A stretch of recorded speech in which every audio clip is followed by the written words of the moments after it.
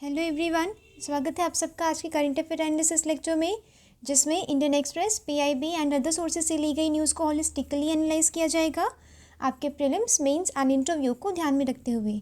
ये लेक्चर आपके UPSC and state PCS exams के लिए उपयोगी साबित होगा। लेक्चर से रिलेटेड वैल्यू एडिशन की पीडीएफ टेलीग्राम चैनल पर मिल जाएगी, जिसके लिंक मैं नीचे डिस्क्रिप्शन बॉक्स में दूंगी। वहाँ जाना है, ज्वाइन करना है चैनल डेली करंट अफेयर की पीडीएफ्स के लिए। स्टार्ट करते हैं आज का लेक्चर भी एक मोटिवेशन कोट से। Time goes faster than you think, don't waste it. ठीक है, आपको अपनी समय की कीमत समझनी है और उसे यूटिलाइज करना है अपनी प्रिपरेशन में, अपनी लाइफ को और बेहतर बनाने के लिए। ठीक है, मैं महिमा मिश्रा प्रेजेंट करती हूँ आज का Indian express newspaper analysis. Index देखते हैं क्या पढ़ना है और क्यों पढ़ना है। रिसर्च में पाया गया है 1 वाटर बॉटल में ना 250,000 ऑफ माइक्रो प्लास्टिक्स पाए जाते हैं। अभी इसका पोटेंशियल हार्मफुल मतलब जो हार्म है वो हेल्थ के लिए भी नहीं देखा गया है या भी नहीं वो मतलब जाहिर किया गया है, पर इतने सारे माइक्रो प्लास्टिक्स हमारे एक बॉटल ऑफ वाटर में होते हैं। Delhi used only 28% funds allotted to clean air, यानी कि यूनियन गवर्नमेंट की तरफ से जितना फंड एलोकेट किया गया था दिल्ली गवर्नमेंट ने सिर्फ 28% यूटिलाइज़ किया है। ये आपके जीएस पेपर 4 मिस यूटिलाइजेशन और अंडर यूटिलाइजेशन ऑफ फंड में काम आ सकता है। ठीक है, अंडर यूटिलाइजेशन ऑफ फंड का मतलब क्या है कि वो ऊपर से तो आ रहा है पर नीचे क्या हो रहा है, डिसबर्स हो रहा है, वो करप्शन में जा रहा है, लोग अपनी पॉकेट भर रहे हैं। ठीक है, ये वाला एग्जाम्पल वहाँ पे कोट किया जा सकता है। ऐसे आप करंट अफेयर के एग्जाम्पल डालेंगे तो आपका आंसर और अवेयर लगेगा। मालदीव्स एक एडिटोरियल है जिसमें मालदीव्स के साथ 3 की इश्यूज डिस्कस किए गए हैं। मालदीव्स एंड इंडिया का रिलेशन, इंडिया कितना इम्पॉर्टेंट है मालदीव्स के लिए, मालदीव्स कितना इम्पॉर्टेंट है हमारी सिक्योरिटी के लिए, ये डिस्कस किया गया है। ये इंटरव्यू एंड मेंस के लिए इम्पॉर्टेंट हो सकता है, नहीं छोड़ना है किसी भी हालत में। दार्जिलिंग में दार्जिलिंग ज़ू में वर्ल्ड के लार्जेस्ट स्नो लेपर्ड मिलेंगे इन कैप्टिविटी। ठीक है, तो स्नो लेपर्ड का यहाँ पे पढ़ना इंपॉर्टेंट हो जाएगा क्योंकि ये न्यूज़ में है। अ प्लान टू मेजर, यहाँ पे लॉजिस्टिक्स की बात की गई है कि अगर हमें प्रिसाइज इंफॉर्मेशन मिलती रहेगी लॉजिस्टिक्स से रिलेटेड। ठीक है, लॉजिस्टिक्स इज़ बेसिकली ट्रांसपोर्टेशन। ठीक है, तो क्या होगा, ये हमारी कंट्री के लिए फ़ायदा होगा और ये प्लान बनाने में यूटिलाइज़ किया जा सकेगा डेटा। ठीक है, स्टार्ट करते हैं पहली न्यूज़ से। योर बॉटल ऑफ वाटर में क्या होते हैं, 250,000 प्लास्टिक्स होते हैं। ये एक ही न्यूज़ है, मैंने 2 पार्ट्स में डिवाइड किया है एक अच्छी विजिबिलिटी के लिए। The average liter of bottled water has nearly 250,000 invisible pieces of ever so tiny nanoparticles. ठीक है, टाइनी नैनो पार्टिकल्स पाए गए हैं। ये फर्स्ट टाइम डिटेक्ट किया गया है with by a microscope using dual lasers. These are particles that are less than micron, यानी कि 1 मैक्रोन से भी कम है। 1 मीटर का मिलियंथ है, मिलियंथ पार्ट है वो। ठीक है, यानी कि बहुत छोटा है, वो अपनी नेकेड आई से नहीं दिख सकता। रेंज देखिए कितनी है, 1,10,000 से 4 लाख तक के माइक्रो प्लास्टिक्स पर लीटर ऑफ वाटर में मिल रहे हैं।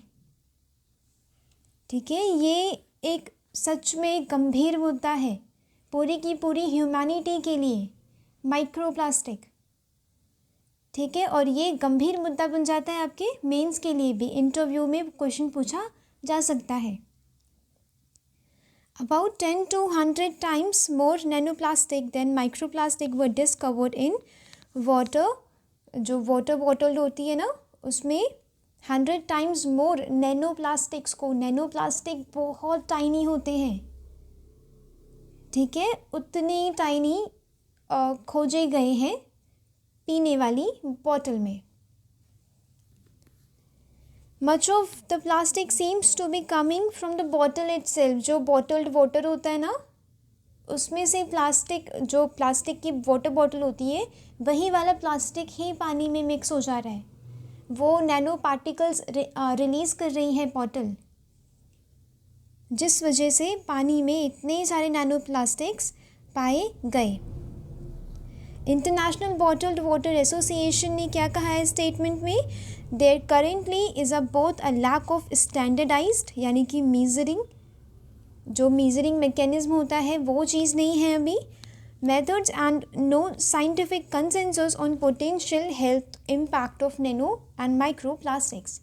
ठीक है, जो माइक्रो प्लास्टिक्स और नैनो प्लास्टिक से जो हमारी हेल्थ पे नुकसान पहुंच रहा है, अभी कोई साइंटिफिक कम्युनिटी के बीच इस मुद्दे से रिलेटेड कोई कंसेंसस नहीं है।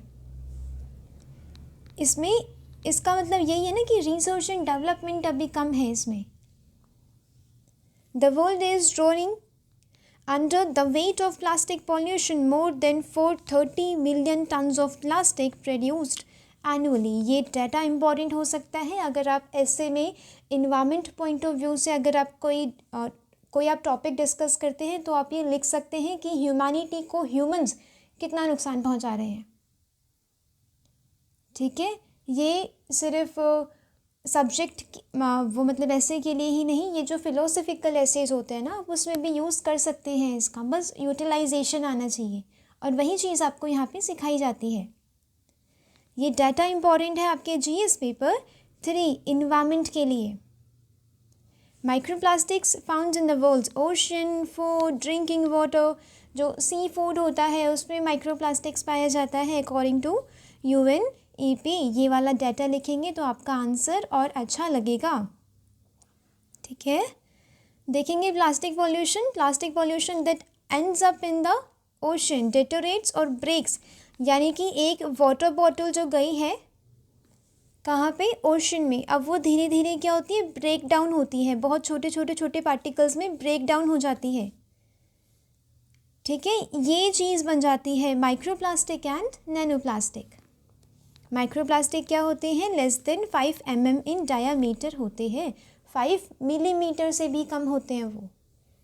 क्लासिफिकेशन क्या होता है, प्राइमरी माइक्रोप्लास्टिक्स जो डिज़ाइन ही किया गया है बिल्कुल टाइनी प्लास्टिक्स की तरह, जो यूज़ किया जाता है कमर्शियल में, माइक्रोफाइबर्स में, जो क्लोथिंग, टेक्सटाइल, इन सब में माइक्रोप्लास्टिक्स का यूज़ किया जाता है। एग्जाम्पल माइक्रोबेड्स, क्वेश्चन आया था इससे रिलेटेड कि माइक्रोबेड्स क्या है, PYQ की प्रीलिम्स में आया था। Found in personal care product, जो कॉस्मेटिक्स वगैरह होते हैं ना उसमें पाया जाता है। Plastic pellets and plastic fibres, इन सारी चीज़ों में ये माइक्रोबेड्स मिलता है। सेकेंडरी माइक्रोप्लास्टिक वो होते हैं जो ब्रेक डाउन हो गए हैं, एक बड़े प्लास्टिक से वो धीरे करके ब्रेक डाउन हो गए हैं। ठीक है, मीनिंग्स ऑफ माइक्रोप्लास्टिक यानी कि क्या ये कितना गंभीर मुद्दा है, देखते हैं। Marine debris according to IUCN at least 8 million tons of plastic end up oceans every year. ये डाटा नहीं छोड़ना है किसी भी हालत में। ठीक है, यही चीज़ें होती हैं, डेली का न्यूज़पेपर एनालिसिस ही होता है जो आपको एवरेज एस्पिरेंट से ऊपर उठाता है। 8 मिलियन टन्स ऑफ प्लास्टिक है जो समुद्र में भेज दिया जाता है। Makes up about 80% of all marine debris. All marine debris क्या होता है, जिसमें कुछ रेत वगैरह पाई जाती है। ठीक है, डेब्रिस कुछ चट्टाने मतलब रॉक्स पाई जाती हैं, वो उस मरीन डेब्रिस का 80% पार्ट कॉन्स्टिट्यूट करता है प्लास्टिक। ये डाटा इम्पॉर्टेंट है। UNEP के हिसाब से ये जो प्लास्टिक है, ये जो माइक्रो प्लास्टिक है, ये इसकी प्रेजेंस बढ़ती जा रही है। ठीक है, in the surface waters of the ocean. ठीक है, ओशन में प्लास्टिक्स पाए जाते हैं ऊपर और ये बढ़ती जा रही है अब। इम्पैक्ट ऑन मरीन लाइफ क्या होता है, अब ये देखिए नेचुरल चीज़ तो है नहीं कि उनके फ़ायदे के लिए होगी या कैरिंग कैपेसिटी के हिसाब से होगी, राइट। नेचुरल चीज़ है नहीं। अब प्लास्टिक वैसे भी हार्मफुल होता है, वो लोग कभी कभी इसे खाना समझ के खा लिया करते हैं। ठीक है, जैसे कि कूड़े के पास आपको गाय मतलब गाय मिली होंगी, प्लास्टिक वो पन्नियों में से खाना खाते हुए, या पन्नी भी चबा लेती हैं वो। तो जिस वजह से क्या हो रहा है, प्लास्टिक एक सबसे बड़ी problem environmental point of view से बन के बैठी है अभी। ठीक है, जो फिश है, क्रैब्स हैं, ये सब क्या करते हैं, मिस आइडेंटिफाई कर लेते हैं उन्हें उसको फूड की तरह, माइक्रोप्लास्टिक को या फिर प्लास्टिक को। ह्यूमंस पे भी इम्पैक्ट होता है क्योंकि marine animal and sea food खाया जाता है ह्यूमंस के द्वारा, तो वो माइक्रोप्लास्टिक कहाँ जाएगा, ह्यूमंस के अंदर जाएगा, तो उसका जो हार्मफुल इफ़ेक्ट है वो ह्यूमंस पे भी देखा जाएगा। A study conducted by World Wide Fund for Nature reveals that average person consumed 5 gram of plastic। एक average person 5 gram of plastic को कंज्यूम करता है। ये भी डाटा बोलना इम्पॉर्टेंट है, इंटरव्यू में बोलना इम्पॉर्टेंट है, मेंस में भी लिखना इम्पॉर्टेंट है, जीएस पेपर 3 के आंसर में। ठीक है, जब इम्पॉर्टेंट चीज़ें मिलती है ना तो बिल्कुल चील की नज़र हो जानी चाहिए आपकी। WHO स्टैंड क्या है, वो WHO का स्टैंड क्या है माइक्रोप्लास्टिक के लिए?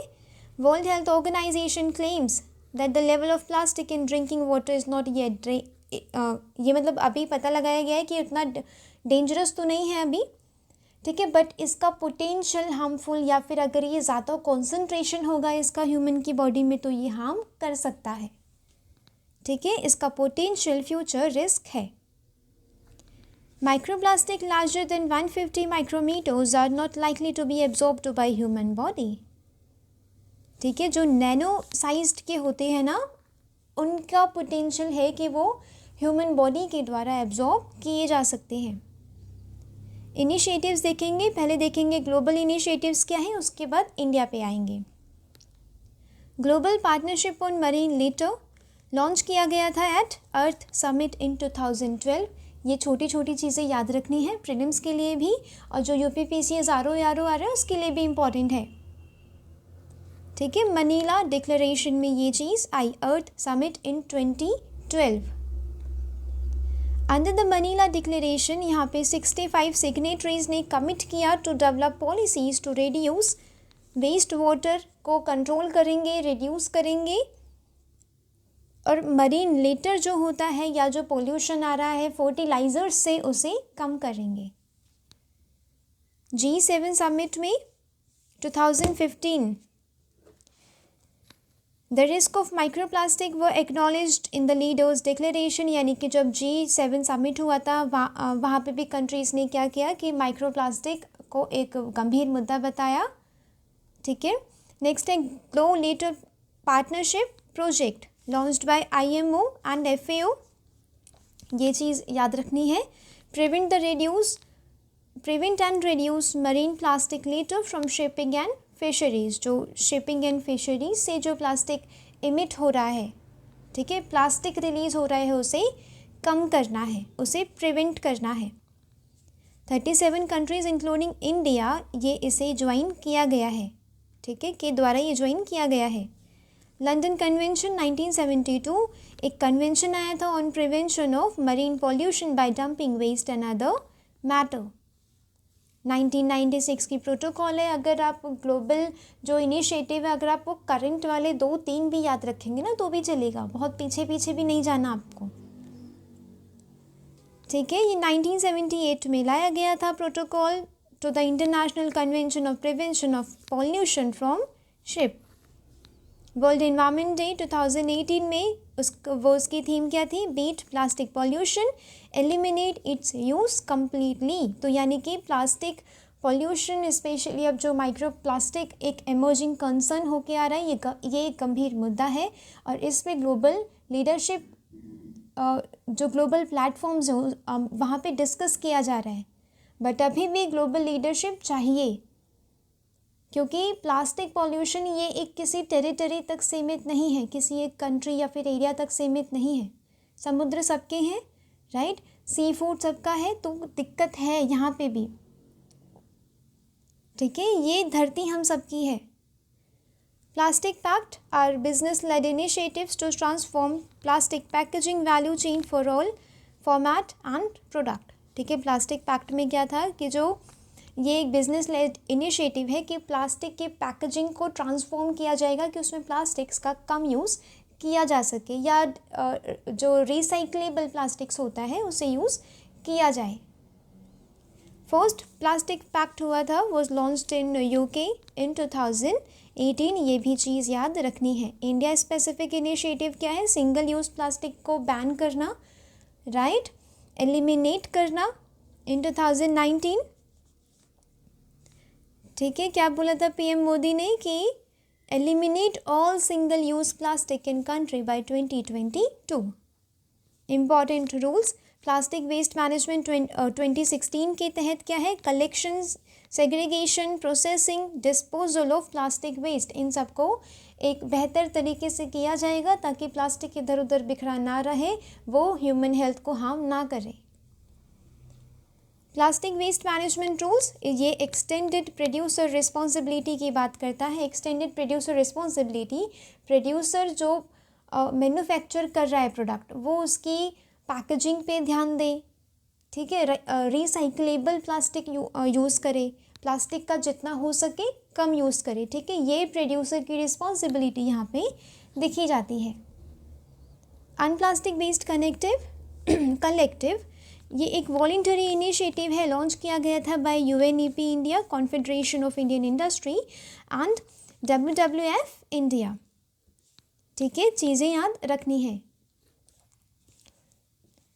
इश्यूज़ क्या है इससे रिलेटेड, अंडर रिसोर्स्ड फील्ड है, यानी कि माइक्रोप्लास्टिक कितने टाइनी होते हैं कि विदाउट इंस्ट्रूमेंट उन्हें मेज़र किया ही नहीं जा सकता, कोई अपनी नेकेड आई से उन्हें नहीं देख सकता, एक कुछ सोफिस्टिकेटेड इंस्ट्रूमेंट्स की ज़रूरत होती है पता लगाने के लिए, जो है स्पेक्ट्रोफोटोमीटर्स जैसे इंस्ट्रूमेंट की ज़रूरत होती है।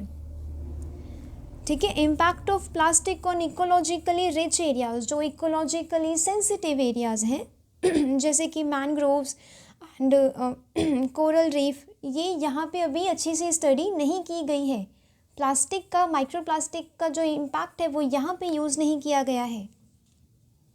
अवेलेबिलिटी इन रिमोट एरियाज़, यानी कि हम माइक्रोप्लास्टिक्स को हम देखते हैं कि वो mount Everest and Arctic snow, islands, glacier जैसी जगहों पे मिलता है, ठीक है, जो ह्यूमन रीच के थोड़ा दूर है, ठीक है, इतनी दूर दूर प्लास्टिक मिलता है। They pose a hazard as plastic pollutants in such areas outpace the ability of government to collect and manage waste.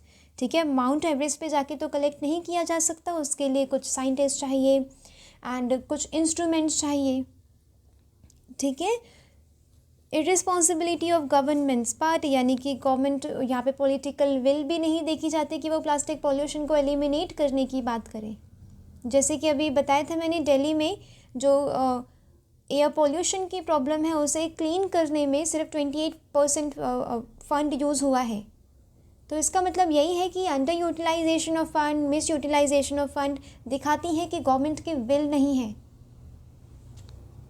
ठीक है, चीज़ों को ठीक करने के लिए। Moreover the cities have failed to implement existing rule, जैसे कि सिंगल यूज़ प्लास्टिक हो गया, वेस्ट सेग्रीगेशन हो गया। अब निचले स्तर पे देखा जाता है कि यहाँ पे इम्प्लीमेंटेशन अच्छे से नहीं हो रहा है। Incapability of current degradation mechanism, यहाँ पे फोटो डिग्रेडेशन जैसे मैकेनिज्म का यूज़ करके, बायोलॉजिकल डिग्रेडेशन के मैकेनिज्म का यूज़ करके हम क्या कर सकते हैं, प्लास्टिक को एलिमिनेट कर सकते हैं, बट ये इनइफेक्टिव है, ठीक है। ये माइक्रोप्लास्टिक को क्या कर सकता है, सिर्फ ब्रेक डाउन कर सकता है, कंप्लीटली डिग्रेड नहीं कर सकता, यानी कि पूर्ण रूप से एलिमिनेट करना संभव नहीं है इन मेथड से। वे फॉरवर्ड देखेंगे, अंडरस्टैंडिंग एक्चुअल मीनिंग ऑफ स्वच्छ भारत, यानी कि हम स्वच्छ भारत में भले ही हम शौचालय बनवा दें या अपने घर गलियों को साफ कर दें, पर एक्चुअल मीनिंग ऑफ स्वच्छ भारत क्या है कि प्लास्टिक जैसे पोल्यूशन को पूर्ण रूप से हटा दिया जाए, ठीक है। प्लास्टिक बोझ है धरती माँ के लिए, वो चीज़ नहीं होनी चाहिए, ठीक है। अवेयरनेस यहाँ पे देखेंगे, लोगों में अवेयरनेस जनरेट करनी होगी कि माइक्रोप्लास्टिक आप जो कूड़ा बाहर फैला रहे हैं ये वापस आपके ही शरीर में आ रहा है, ठीक है, भले ही वो खाने के रूप में आए, चाहे दूध लोग पीते हैं गाय का, ठीक है। अब गाय प्लास्टिक खाएगी तो उसके दूध में भी माइक्रोप्लास्टिक मिलेंगे, राइट। तो ह्यूमन बॉडी में वो कहीं ना कहीं आ रहा है वापस। ये चीज़ अवेयर करना लोगों को ज़रूरी है कि माइक्रोप्लास्टिक के क्या हार्मफुल इम्पैक्ट है आपके खुद के शरीर के लिए। कॉम्बिनेशन ऑफ डिग्रेडेशन, यानी कि फोटो एंड बायोलॉजिकल डिग्रेडेशन जैसे मेथड्स को यूज़ करके यहाँ पे रिसर्च एंड डेवलपमेंट की ज़रूरत होगी। इन सब को यूज़ करके क्या करना है, प्लास्टिक को बहुत ही कम कर देना है या हो सके तो पूर्ण रूप से एलिमिनेट कर देना है। इंटरनेशनल कोलैबोरेशन, वही जो मैंने पहले बताया कि ये एक टेरिटरी तक तो सीमित नहीं है प्रॉब्लम, ये एक ग्लोबल प्रॉब्लम है, पूरे वर्ल्ड की प्रॉब्लम है। तो वर्ल्ड के लीडर्स का यहाँ पे एक कंसेंसस होना ज़रूरी है कि वो प्लास्टिक पॉल्यूशन को, स्पेशली माइक्रो प्लास्टिक्स जो पाए जा रहे हैं आजकल हर जगह में, मैंने आपको पहले भी पढ़ाया था कि बादल में माइक्रो प्लास्टिक मिले हैं, ठीक है। तो एक कंसेंसस होना ज़रूरी है कि प्लास्टिक को हटाया कैसे जाए। रोल ऑफ गवर्नमेंट यहाँ पे देखा जाता है कि वो लॉज एंड गाइडलाइंस, रूल्स, इन सब के तहत क्या कर सकती है, प्लास्टिक को एलिमिनेट करवा सकती है। जैसे कि यूज़ ऑफ सिंगल प्लास्टिक क्या रेगुलेट किया जा सकता है to ensure proper waste management. यहाँ पे गवर्नमेंट, इंडस्ट्री, कम्युनिटी को पार्टिसिपेट करना होगा, सिविल सोसाइटी को पार्टिसिपेट करना होगा, एनजीओ को अवेयर करना होगा लोगों को, ठीक है, कि प्लास्टिक पॉल्यूशन उनके लिए कितना हार्मफुल है। इनिशिएटिव्स एट इंडिविजुअल लेवल, ये तो बहुत ही ज़्यादा ज़रूरी है। आप अगर अपने स्तर पे काम करेंगे तो प्रॉब्लम को एलिमिनेट किया जा सकता है, ठीक है। ज़ीरो वेस्ट ट्रिप, यानी कि अगर आप कहीं पे ट्रिप में जाते हैं तो आप ये प्रण लीजिए कि कोई भी वेस्ट नहीं होगा, मैं सारी इकोलॉजिकल जो इको फ्रेंडली चीज़ों को यूज़ करनी है, ठीक है, ऐसा प्रण लिया जा सकता है। इको टूरिज़्म कहा जाता है इसे, कि अगर आप कहीं पे जाएं तो ऐसा नहीं है कि आप किसी इकोलॉजिकली वो मतलब सेंसिटिव एरियाज़ में गए या फिर इकोलॉजिकली रिच एरिया में गए, आप वहाँ पे कूड़ा वूड़ा करके आ गए। ये सारे इनिशिएटिव्स आपको खुद की तरफ से लेने हैं। ओन यूटेंसिल्स का यूज़ करना, quitting the use of bottled water की जगह जो प्लास्टिक की बॉटल्ड वाटर होती है उसकी जगह क्या कर सकते हैं, तांबे या स्टील की बॉटल दी जा सकती है। ये इको फ्रेंडली भी है और आपकी हेल्थ के लिए भी अच्छा है, ठीक है। ये चीज़ ध्यान रखनी है। जो प्लास्टिक में पैक हुआ आ रहा है वो चीज़ें ना लें, ठीक है। जैसे कि जो प्लास्टिक से बनी हुई चीज़ें हमारे हाउस होल्ड्स में भी काफ़ी होती हैं, मग वगैरह प्लास्टिक्स के ही आते हैं, ठीक है, उन चीज़ों को एलिमिनेट किया जा सकता है, वो खुद के तरफ से स्टेप लेके, इनिशिएटिव लेके।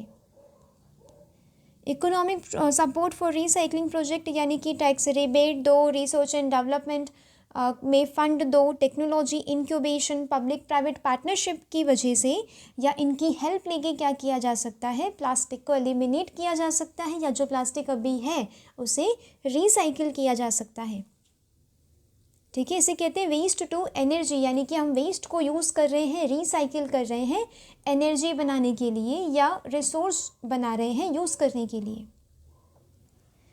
नेक्स्ट इंपॉर्टेंट देखेंगे, Delhi used only 28% of fund allotted under the clean air plan, यानी कि सिर्फ 28% फंड यूज़ किया गया है बाय दिल्ली गवर्नमेंट। जो यूनियन गवर्नमेंट के द्वारा फंड दिया गया था उसका सिर्फ 28% यूज़ किया गया है। यह आपको यूज़ करना है कहाँ, GS पेपर 4 में। वहाँ under utilisation and miss utilisation of fund एक टॉपिक है, उसके अंदर आपको एग्जाम्पल्स लिखने होंगे। करंट का एग्जाम्पल देंगे तो ये चीज़ आदि ज़्यादा अच्छी होगी, ठीक है। इसीलिए मैंने ये वाली न्यूज़ यहाँ पे रखी है। नेक्स्ट इंपॉर्टेंट देखेंगे, मालदीव्स 03 की इश्यूज़, यानी कि यहाँ पे ऑथर कह रहे हैं कि इंडिया जितना ज़रूरी है मालदीव्स के लिए उतनी उसकी कोई हेल्प नहीं कर सकता, ठीक है। और मालदीव्स हमारी स्ट्रैटेजिक सिक्योरिटी के लिए ज़रूरी है। इंडियन ओशन में एक स्ट्रैटेजिक लोकेशन है मालदीव्स की। न्यू गवर्नमेंट, आपको ये पता ही होगा, जो मोइज़ू है वो इंडिया के कितने खिलाफ है। अभी वो चाइना में भी गए हैं मीटिंग करने, वो 20 पैक्ट साइन हुए हैं related to belt and road initiative and energy infrastructure, इन सब से रिलेटेड 20 पैक्ट साइन किए हैं वहाँ पे मोइज़ू ने चाइना के साथ। अब ये इंडिया के साथ एक कंसर्न, इंडिया के सामने एक कंसर्न बन के उभरा है कि अगर अपने पड़ोसी देश चाइना से ऐसे वो मतलब तालमेल रखेंगे जिसका तालमेल हमसे ठीक नहीं है, चाइना का तालमेल हमसे ठीक नहीं है, राइट, तो वो हमारी कंट्री को हार्म कर सकता है, थ्रेट पहुंचा सकता है। ये जिस प्रकार के पड़ोसी हैं ना अपने, नेपाल, ये अब मालदीव्स भी हो गया, चाइना, ये भारत के कुछ पुण्य कर्म रहे होंगे, यानी कि जो एंशंट इंडिया के जो ऋषि मुनि थे ना, उनकी वजह से आज ये थोड़ा बचा हुआ है। और हमारी जो सुरक्षा है, आर्मी है, नेवी है, एयर फोर्स है, उनकी वजह से आज हम सुरक्षित हैं। वरना ये पड़ोसी हमें ले डूबते अच्छे से। यहाँ पे देखेंगे मालदीव्स की क्या स्ट्रैटेजिक पोजीशन है इंडिया के लिए। सबसे पहले तो लोकेशन उसकी ऐसी है कि मिनिकॉय बताया था सदर्न मोस्ट आइलैंड, ठीक है, उससे सिर्फ 70 नॉटिकल माइल दूर है, ठीक है। 300 नॉटिकल माइल कहाँ से दूर है? इंडिया के वेस्ट कोस्ट से। तो ये एक इम्पॉर्टेंट कमर्शियल सी लेन यहाँ पे बन के उभरता है मालदीव्स। मालदीव्स की सिक्योरिटी इंडिया की सिक्योरिटी है, इसीलिए इंडिया वहाँ पे क्या इन्वेस्ट कर रही है उनकी सिक्योरिटी को अपग्रेड एंड अपडेट करने के लिए, ट्रेन करने के लिए। Security scenario in India's periphery in the Indian ocean is very much linked to the maritime strength of Maldives. Defence में इसीलिए इंडिया वहाँ पे इतनी हेल्प कर रहा है। Estimates suggest that almost 70% of Maldives defense training is done by India। यानी कि जो भी मालदीव्स की जितनी भी डिफेंस रिलेटेड ट्रेनिंग है उसका 70% जाता है इंडिया की तरफ से। इंडियन नेवी ने एयरक्राफ्ट एंड चॉपर्स भी दिए हैं मालदीव्स को for aerial surveillance. India also wants to set up a coastal radar, यानी कि इंडिया मालदीव्स में एक कोस्टल रडार सेटअप करना चाहता है ताकि इंडियन ओशन पे अच्छी तरीके से नज़र बनाई रखी जा सके, ठीक है। अब मालदीव्स का क्या है, वहाँ पे अगर प्रो इंडिया हो तो रिलेशन अच्छे हो जाते हैं, प्रो चाइना हो तो रिलेशन ख़राब हो जाते हैं। बेल्ट एंड रोड इनिशिएटिव में मालदीव्स है, ठीक है। अभी भी जो 20 पैक्ट्स मैंने बताया उसमें भी बेल्ट एंड रोड इनिशिएटिव को शामिल किया गया है। और बेल्ट एंड रोड इनिशिएटिव का इंडिया क्या करता है, विरोध करता है, क्योंकि ये हमारी स्ट्रैटेजिक जो ऑटोनॉमी है उसके लिए हार्मफुल है, हमारी सिक्योरिटी के लिए हार्मफुल है। अपने पड़ोसी देश से अगर चाइना गुजरेगा तो क्या होगा, ठीक है। India is obviously concerned at the expanding Chinese footprint here, यानी कि जो चाइना की बढ़ती हुई प्रेजेंस है मालदीव्स में, ये एक इंडिया के लिए कंसर्न है। Now the third question is why does Maldives need India. हमारे जो डेली के सप्लाईज होते हैं मालदीव्स के वो इंडिया की तरफ से आते हैं, ठीक है। Rice, spices, fruits, vegetables, poultry जैसे जो ईडेबल आइटम्स हैं कंट्री के वो हमारी तरफ से जाते हैं, एक्सेप्ट जो सी फूड है। सी फूड में तो मालदीव्स बहुत सारा उन पे बहुत सारी उपलब्धता है इसकी, बट काफ़ी सारे ईडेबल आइटम्स जो डेली यूज़ के होते हैं वो हमारी तरफ से जाते हैं। मेडिसिन जाती हैं, चाहे वो एवरीडे यूज़ के लिए हों, चाहे क्रिटिकल ड्रग्स हो या लाइफ सेविंग ड्रग्स हो, इंडिया की तरफ से जाते हैं। इंफ्रास्ट्रक्चर बिल्डिंग मटेरियल जैसे कि cement, rock boulders, basically anything one needs to build a house या ब्रिज या स्कूल या हॉस्पिटल बनाने के लिए जितनी भी चीज़ें लगती हैं वो इंडिया की तरफ से जाती हैं। अब इंडिया तो इतना एहसान कर रहा है, अब कोई ऐसा ना माने तो अब क्या कर सकते हैं। एजुकेशन में मालदीवियन स्टूडेंट को यहाँ पे क्या मिलती है, स्कॉलरशिप मिलती है। वो यहाँ पे हमारे बोर्डिंग इंस्टीट्यूशंस में, बोर्डिंग स्कूल्स में पढ़ते हैं वहाँ के बच्चे, क्योंकि वहाँ के ना कुछ आइलैंड्स काफ़ी सारे स्कैटर्ड है, पॉपुलेशन स्कैटर्ड है, तो वहाँ पे एक वेल इस्टेब्लिश्ड एजुकेशनल इंस्टीट्यूशन नहीं है, ठीक है। इकोनॉमिक डिपेंडेंस, इंडिया क्या है, टॉप ट्रेडिंग पार्टनर है मालदीव्स का। अच्छा, अगर इंडिया ने ये सारी चीज़ें बंद कर दी तो मालदीव्स तो गया, राइट। अब इंडिया ये बंद नहीं करेगा, क्योंकि हम भले ही अपनी तरफ से एड उन्हें ज़्यादा दे रहे हैं, बट मालदीव्स हमारे लिए भी इम्पॉर्टेंट है, राइट। मैंने भी बताया कि मालदीव्स बिल्कुल इंडियन ओशन का एक की कंट्री है, इसीलिए वो हमारी सिक्योरिटी के लिए इम्पॉर्टेंट है। ड्यूरिंग डिज़ास्टर्स में भी इंडिया ने बहुत एहसान किया है। जो यूनिलेटरल असिस्टेंस होती है ना अंडर गुजरात डॉक्ट्राइन, उसमें भी उन्होंने हेल्प की है, मतलब हमने हेल्प की है इंडिया ने। जब सुनामी आई थी 2004 में, इंडिया पहली कंट्री थी हेल्प भेजने वाली।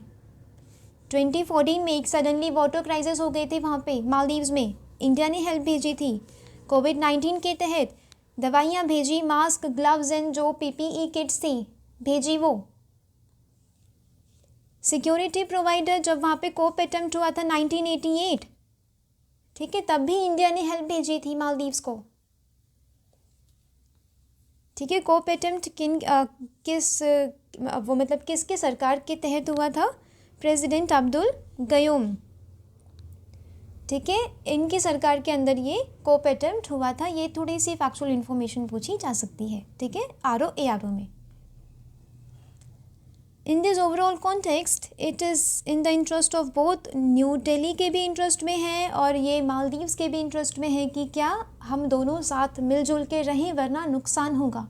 हमारी तो सिर्फ सिक्योरिटी को नुकसान होगा। मालदीव्स तो पूरा गया क्योंकि एडिबल चीज़ें हमारे यहाँ से जा रही हैं, इंफ्रास्ट्रक्चर हमारे यहाँ से बिल्ट हो रहा है, डिफेंस में हम हेल्प करते हैं, क्राइसिस में हम हेल्प करते हैं। इंडिया जैसी दयावान कोई कंट्री नहीं है, फिर भी मालदीव्स हमारी इंपॉर्टेंस नहीं समझ रहा है क्योंकि बस वही वो प्रो चाइना है।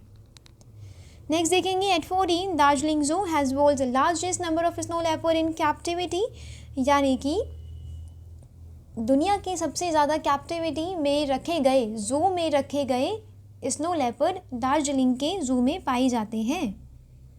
देखेंगे स्नो लेपर्ड ये देखिए ये वाले, ठीक है, जो हल्के थोड़े ब्राउनिश एंड वाइटिश कलर के होते हैं। ठीक है, याद रखना है। साइंटिफिक नेम है पैंथेरा यूनसिया। टॉप प्रेडेटर क्या है? ये मतलब टॉप प्रेडेटर है। ये स्नो माउंटेन में वो मतलब पाए जाते हैं, हायर एरियाज़ में पाए जाते हैं और माउंटेन की हेल्थ के लिए, माउंटेन इकोसिस्टम के लिए ये इम्पॉर्टेंट है। ठीक है, ये टॉप हैं, फूड वेब में टॉप में पाए जाते हैं, तो इनका रहना ज़रूरी है। प्रोटेक्शन स्टेटस क्या है? IUCN की लिस्ट में पाए जाते हैं, वुलनरेबल साइट्स की लिस्ट में पाए जाते हैं अपेंडिक्स 1 में, और Indian wild life protection act 1972 के शेड्यूल 1 में पाए जाते हैं। हैबिटेट क्या है? फ्रेगमेंटेड डिस्ट्रीब्यूशन है across the mountain landscapes of central Asia. Ladakh, Himachal Pradesh, Uttarakhand, Sikkim जैसे एरियाज़ में पाए जाते हैं। ये उत्तर प्रदेश ये हिमाचल प्रदेश है। ठीक है, यानी कि जो हायर एरियाज़ मिलेंगे ना, वहाँ पे ये पाए जाएंगे। थ्रेट क्या है? Loss of natural prey species.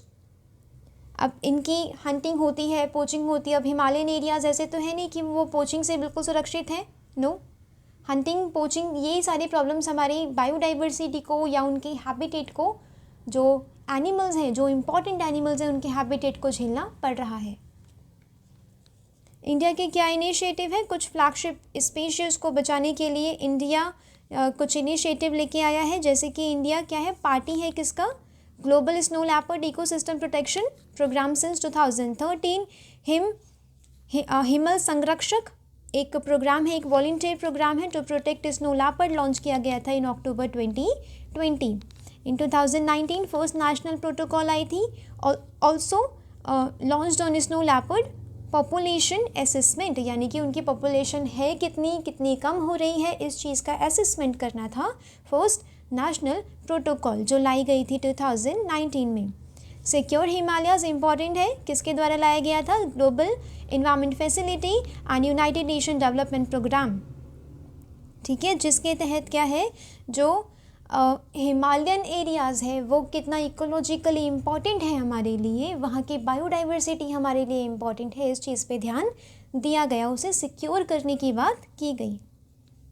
Project snow leopard launch किया गया था 2009 में to promote an inclusive and participatory approach snow leopard और उनके हैबिटेट को बचाने की।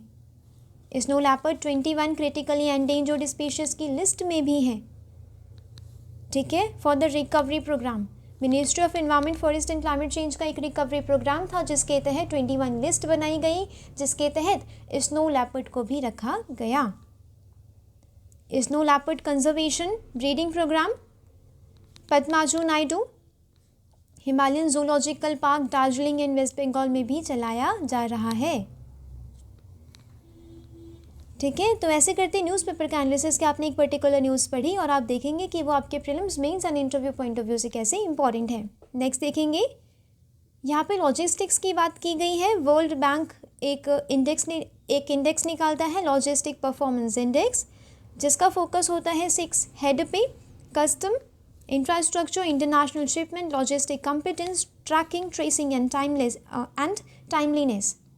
यानी कि पूरा ओवरऑल लॉजिस्टिक्स को मीज़र करना, एक डाटा प्रेजेंट करने का काम ये लॉजिस्टिक परफॉर्मेंस इंडेक्स में होता है, जो रिलीज़ किया जाता है बाय वर्ल्ड बैंक। छोटी छोटी इन्फॉर्मेशन याद रखनी है, ठीक है। इंडिया ने 2023 में इंडिया ने कितना रैंक किया था? 38 आउट ऑफ 139 कंट्रीज़। 2014 में था 54, यानी कि हमने 54 से 38 पे आके ये दिखा रहा है कि हमने काफ़ी इम्प्रूवमेंट की है। नेशनल लॉजिस्टिक पॉलिसी, उसके तहत क्या है, ये वाली चीज़ भी आपको जीएस पेपर 3 में मेंशन करनी इंपॉर्टेंट है। वहाँ पे पूछा जा सकता है कि जो इकोनॉमिक डेवलपमेंट हो रही है उसका लॉजिस्टिक्स में, उसमें लॉजिस्टिक्स का क्या रोल है, ठीक है। तो आप ये चीज़ दिखाएंगे कि नेशनल लॉजिस्टिक्स पॉलिसी ऐसा कहती है, हमें और इम्प्रूव करना है, हमें डाटा को यूटिलाइज करना है। Reduce cost of logistics in India to be comparable to global benchmark by 2030। Improve करनी है लॉजिस्टिक परफॉर्मेंस इंडेक्स की रैंकिंग, ठीक है। अमंग 25 कंट्रीज़ में आना है हमें 2030 तक।